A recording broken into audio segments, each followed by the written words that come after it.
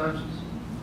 Yes, I would be curious. There were some reductions made in the building budgets and in the administration, and just what types of reductions those were.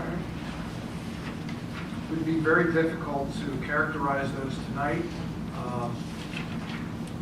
I guess we can get you a definitive list, but I can tell you that building principals were asked to reduce their building budgets by 10%. They could then go back into any one of the many line items they had and decide where they could sharpen their pencils. And the same was done with central office.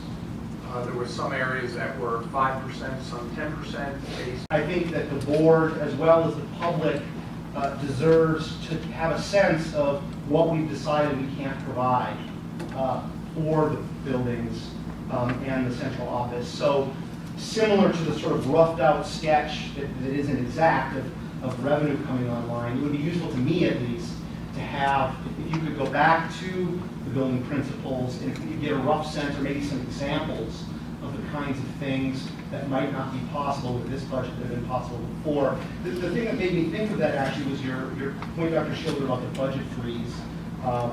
You know, I have kids in the district, and you know, we've gotten lots of notices back about the freeze.